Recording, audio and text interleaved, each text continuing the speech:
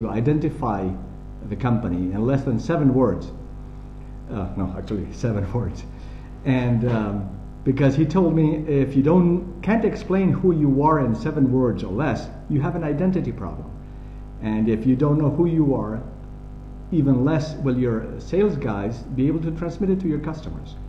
So I went to bed and slept over it, and it came back the following day that Achaval Ferrer is old vine, low yield, Malbec, lunatics. And that was 6 words, and I was very happy. Because yes, it is true. We are all about old vine Malbec. And what distinguishes us from other wineries is our low yields and our concentration on the small details. We are 3 wines, or 3 ideas of wine, actually, because there are 5 wines in these 3 ideas. And it's 3 ideas only that are different spotlights on old vine Malbec, from different angles, different altitude, but everything is a take, an interpretation of old vine Malbec. And today we're about to talk mostly about the first 2 ideas. The first idea is Malbec as fruit. The typicity, our interpretation of the fruit typicity of Malbec in Mendoza. It's our Mendoza Malbec. We tried to find a name for it, but after a year of struggling and finding that every name we liked was already trademarked, we decided to give up and only call it what's on the label: Achaval Ferrer, Malbec, Mendoza. The second spotlight on old vine Malbec is Malbec is a key driver of complexity and balance in a blend. And this is our Bordeaux blend. It's called Chimera. Chimera, like chimera in French or chimera in English, it means both the unreachable goal, idealistic unreachable goal, and it also means an animal, a mythological animal that is part a lion, part an eagle, part a serpent. So it's a blend, even in the mythology. And the third idea that makes up Achaval Ferrer is Malbec as a translator of the character of the soil. 3 single vineyard old vine Malbecs. Of this is one of them, Finca Altamira, but there's old vine, low yield, extremely low yield single vineyard Malbecs that have character.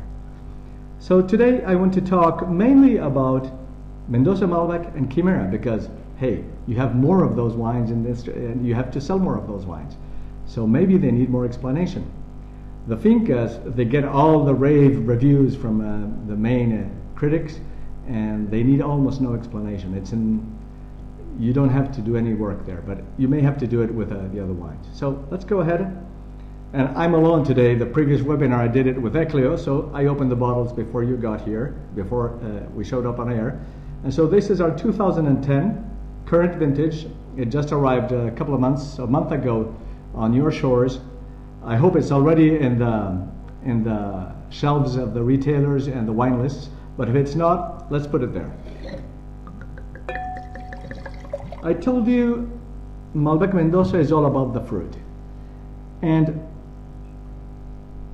it's in the glass, it's in the nose. It's like Malbec Mendoza is like a pure laser-driven Malbec fruit, so perfectly delineated. It's a mix of red and dark fruits. Red giving it freshness and drinkability and elegance, and the dark fruits and some minerality giving it weight and concentration.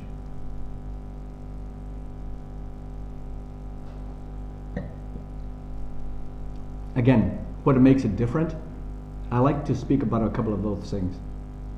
First, it's our highest yield in wine. And by highest yield, I mean 2.5 to 3 tons an acre at the most. Every single of our wines, if your customer asks what is different about Achaval Ferrer, at every single price point we have, our yields are half our colleagues or other wineries' yields. If at this price point, which is I think $24, $25 a bottle, normal winemakers are making 5 to 6 tons an acre. Chimera is less than 1.5 tons an acre. The Fincas are less than 1 ton an acre. Because I found that the only way to achieve both the balance and the concentration, both the complexity and the elegance, are to do it in the vineyard with low yields. Therefore, we at the winery, we never bleed the tanks. We don't do saignée. We never do reverse osmosis. We don't do cold soaks. We don't do extended macerations. We keep the winemaking really simple. because it's all in the grapes. I think in most wines, people tell you it's 80% vineyard, 20% winemaking. I'd say in Achaval Ferrer wines, it's 90% the vineyard, it's 10% the winery, but of that 10%, 8% is mistake avoidance. Don't screw it up. Don't ruin those grapes. I like to make a distinction also when we're talking about fruit versus minerality. We're talking about typicity of the variety versus terroir. I think this is an artificial distinction because the plant is all about roots and canopy. But if you think of what dominates in each wine, in a fruit-driven wine, what dominates is the canopy. In a terroir-driven wine like the fincas, what dominates is the root system. The root system. When the yields become so low in a very old vineyard, in a place that can express character, then that ability of the root system to concentrate in those berries, those oligo elements, those micro elements that give you terroir, minerality, somewhereness, a wine that was grown somewhere, a wine that could not have been made anywhere. When it is about fruit, it's about canopy management. And here, Achaval Ferrer philosophy comes into distinction. We do our stuff anally. We do it with all the small details since bud break. For example, we prune fairly long. We don't like short pruning because all the shoots will be bunched together. We like a long pruning, but when the shoots are this high, we will drop half the shoots. We will rub off half the shoots because we want a very linear canopy. Linear why? As opposed to a bushy, thick canopy.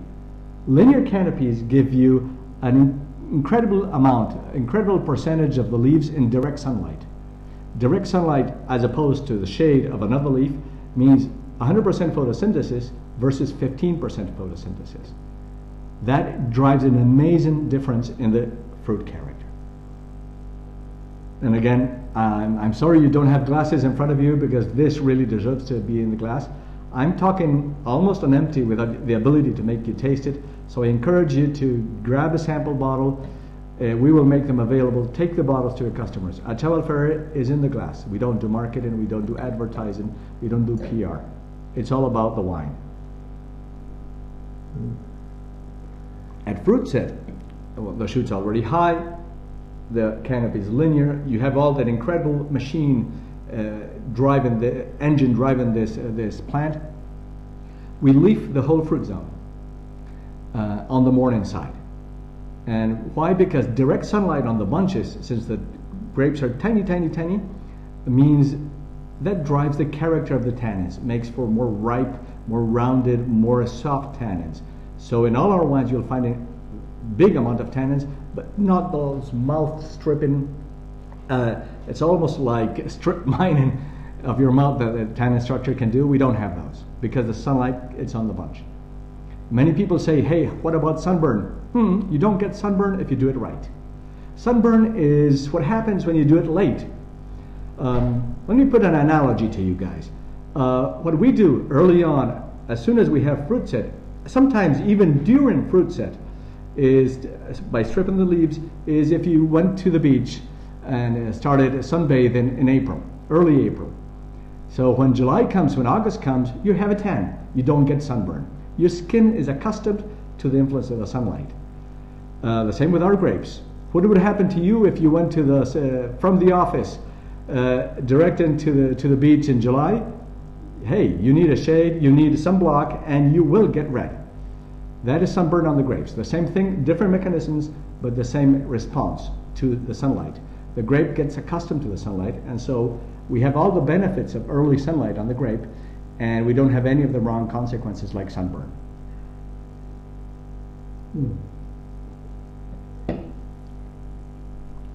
Malbec Mendoza, as the name says, it's a Mendoza appellation.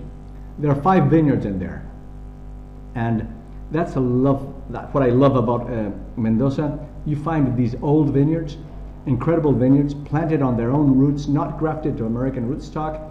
If you're talking about typicity of the variety, what better varietal expression can you have than a non-intermediated by an American root system, non-intermediated by the injury and the scar tissue of a graft.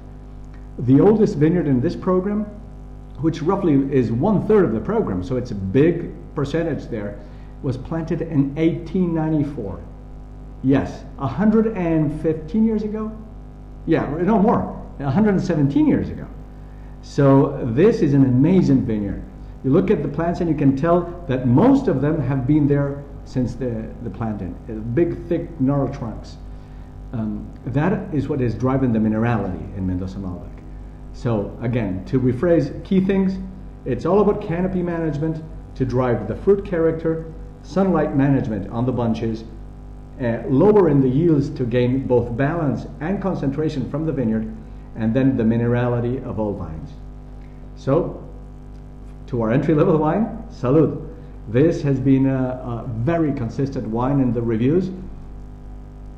I think the first vintage was 2003, so it's been some time now.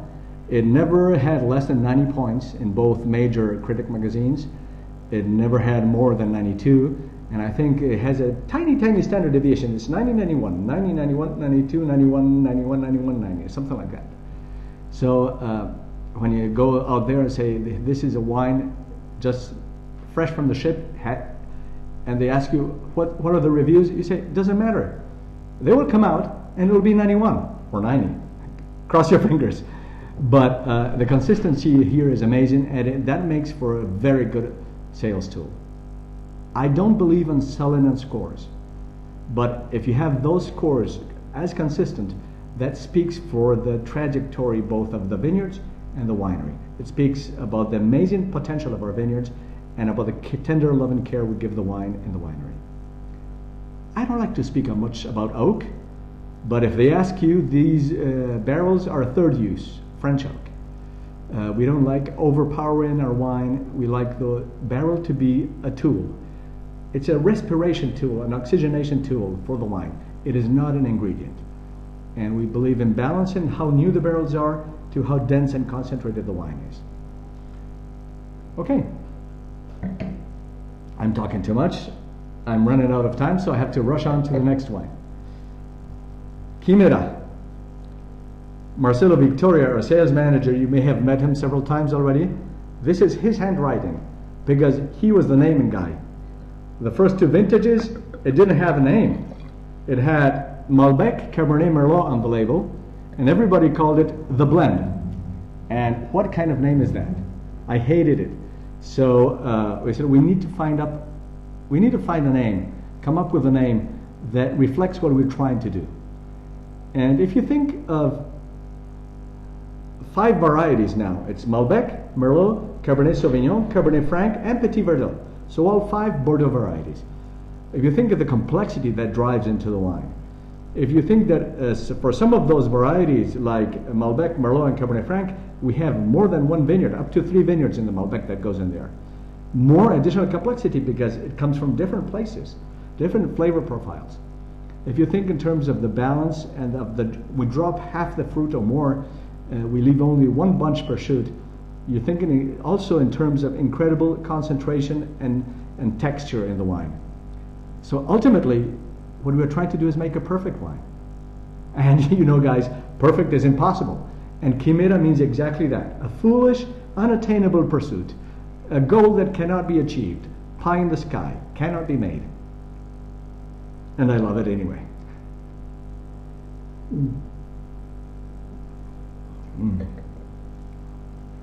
It's head and shoulders more complex than Mendoza Malbec. As pleasant as Mendoza Malbec is, this is serious wine. This, in all our portfolio, may be the best bang for the buck, the best price value relationship, price quality relationship, because it's double the price of the Mendoza Malbec, but it's more than double the wine, I think. Maybe because this is the wine where we have the better ability to express ourselves as winemakers, because we blend. We treat every vineyard block as a blending block, not as a wine on its own. So we think of the blend even in the vineyard. We come into the winery, and again, I told you, no cold soaks. We don't correct the acidity of the wines. We don't need to, because at these yields, less than 1.5 tons per acre, What happens is something we did not know about when we started to lower the yields. We found out that we harvest earlier than expected. With these yields, we harvest, I don't know, up to 2 weeks before our neighbors. I mean, sometimes up to 3 weeks before our neighbors. So we have early phenolic ripeness because the plant is not struggling with this huge load of grapes. That means we harvest with low sugars, decent alcohols, 13.5%, 14% alcohol, and we harvest with high natural acidities, which makes these wines both at the same time concentrated but drinkable. These are wines not to be just tasted and spit out and then no more because you can't have a second glass. These are wines to be drunk as a full bottle. That's why they created a 750. You know why? So that you go to the restaurant with your wife, with a friend, a significant other, and you find something different in the glass every time you go there. There's some little nuance, some little layer of aromas, of flavors there every time you go back into the glass. And suddenly you have to say, waiter, another bottle please. These are wines that are drinkable. These are wines that you can have on your own or food friendly with a meal.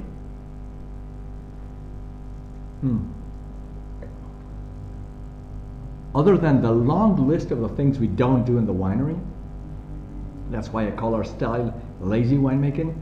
In Chimera, we do another different thing than other people do. We blend as soon as we press. I call it warm blend. We blend, we even co-ferment some at the end of the fermentation. For example, I will press a Merlot, which is the first one we pick. You know, it's an early cycle. And when it's dry, you taste those skins, there's nothing left. I will press it and put it on top of a Malbec that is still bubbling there. Not in the first active days of fermentation, but the tail end of the fermentation, on the skins of the Malbec. So we don't need to protect the pressed wines against oxygen. It is self-protected by the fermentation of the Malbec. And we gain a seamless early blend. We don't, this is the contrast between the Bordeaux technique of aging each block, each vineyard, each variety separate, and then blending later on when the wines are finished malolactic, when the wines are stable. They have perfect control of the blend. We don't. But they have what I call schizophrenic wines. Schizophrenic, like in multiple personality disorder. You can taste in the Bordeaux, young Bordeaux, you can taste the Cabernet as a separate and distinct entity from the Malbec, not the Malbec, they don't use it anymore, from the Cabernet Franc, from the Merlot, from the Petit Verdot. In our wines, there's a seamless integration between all these varieties, so much so that you can even speak about a new technical variety. That's the difference between a Chimera, which is in the DNA of the animal of different parts, and a Frankenstein, which is built of finished parts afterwards, stitched together. This Chimera is not stitched together. It's born with this Chimera DNA, which makes for very, very early and drinking. It will age for decades, but you can drink it as soon as it lands on the ship. Now I want to go back a couple of minutes only, which is all I have left, it seems. I want to go to terroir. And I want to go to terroir not because we're speaking about the fincas today, but I want to make the distinction with a Mendoza Malbec. Because terroir is an overused word. It's overkilled word. Everybody wants their wines to have a sense of place. And the sense of place comes because when the yields are low enough, rocks start to show up in the wine. And you'll tell me rocks don't show up in the wine? True. But those oligo elements come from somewhere, and this is the buildup of the soil. But it's not only that. It is not only that at less than 1 ton per acre, 0.8 tons per acre for Finca Altamira or the other fincas, that root has the ability to bring up these oligo elements in such a percentage that you will taste them above your threshold of perception. It is also, ta-da, a pine cone and chestnuts. Believe it or not, these are very rare vegetations in a vineyard. The acidity of the needles of the pine cone, the acidity of the leaves of the chestnut are very antagonistic to the vine. The vine loves alkaline soils, loves above 7 pH in the soil. This is what builds also the character of Finca Altamira, for example. How it affects it? I don't know. We don't have the science. The science doesn't exist to explain that. But when you say that Altamira, as the other fincas, has a character of its own that repeats itself every year, it is because of this. Rocks and plants, and the age of the vines, 1925, and the hand of man, but soil, rocks, and plants. Which, if you want to boil down Achaval Ferrer to something, it's about Malbec, it's about rock, plants, and the vines.